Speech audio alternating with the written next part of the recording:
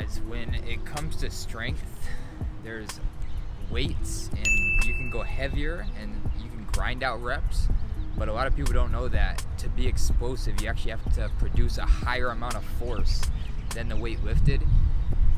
And I actually met Devin at the park probably about 8 months back, and it was extremely notable how explosive he moves.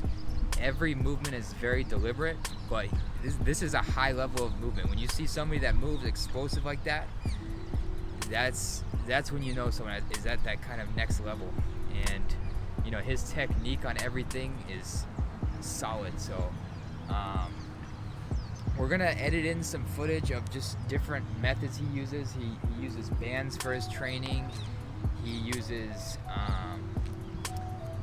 I think he was showing me the method using 2 fingers on one side, 1 arm on the other. What are some of the other progressions that you found like the best? I would say maintaining the bottom portion. Like the scapular positioning? Yeah, that's a big part of my warm-up too. Because once I feel comfortable just holding myself,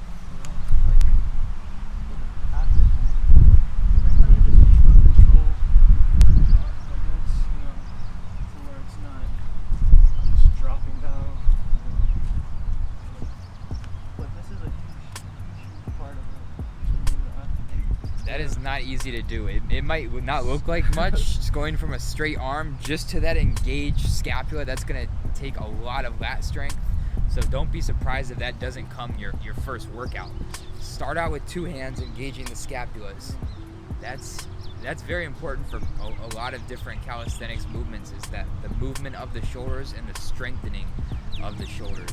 In overview, you have to be thinking about your core strength, your explosive strength, your raw strength, and then there's the technical aspects.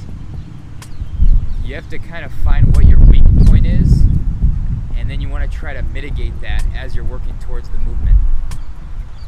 What do you think your strength levels were? You know, when you started, like very first started getting into some of these progressions?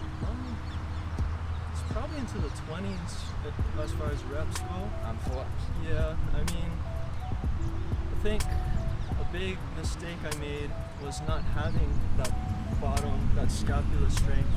Because then a lot of times in the beginning, I would strain my traps, or I'd always be when I'd pull up, I'd be in this position as opposed to, this position. So I think just learning a lot in the beginning. I think strengthening my scapula, or the actual pull down, was the biggest part for me as far as progressing. I think that was one of the hardest parts and one of the most important parts for sure. Yeah, see, he just mentioned that right there, and he's talking about the 1-arm pull-up, and he's mentioning that versus that. And if you remember in our beginner calisthenics video, when we were talking about dips, I was talking about how if you can get to that position, it's going to really strengthen those muscles. And this is just one more application of that. This is a completely unrelated movement to dips, yet that same theme comes up of that strengthening the scapula. That's going to be your lower traps that depresses the shoulders. But you're going to notice, that's why when we talk about the fundamentals, every single fundamental that you build is super important. Once you start getting to these higher level movements, you're going to be applying all of those foundations that you built up. What's like your philosophy? Like, what is like? Let's tap in on your why. Like, why does the 1-arm pull up? Like, why does that do it for you? Because I've noticed, like, too, you've been training it very long, and it's like I'm that, not gonna lie, that's really why how I recognize you. Like, I always see you training a 1-arm pull-up every time I see you. Yeah, honestly, because I'm so skinny and I'm light, so I just was trying to figure out ways, because it gets boring to do so many reps after a while, and I mean, I feel like I was plateauing a lot, so then I was kind of messing around with,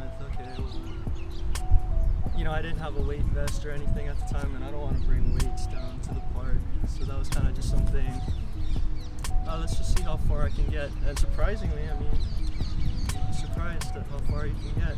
and that's pure creativity.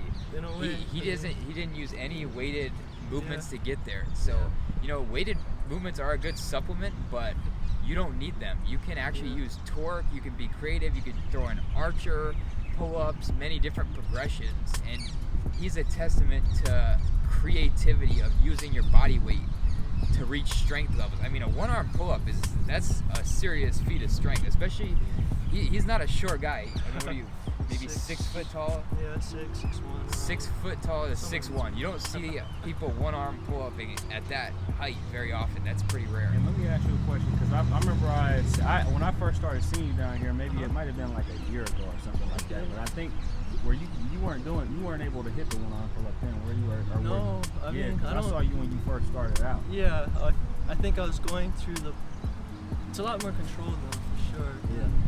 I think I was starting to go. I was kind of in that progression I might have stage. seen you down here for like 2 years actually doing that. I've seen you down here Possibly. for a while. Yeah. I mean, it's been quite some time. Yeah. Yeah. But yeah, man, that's amazing.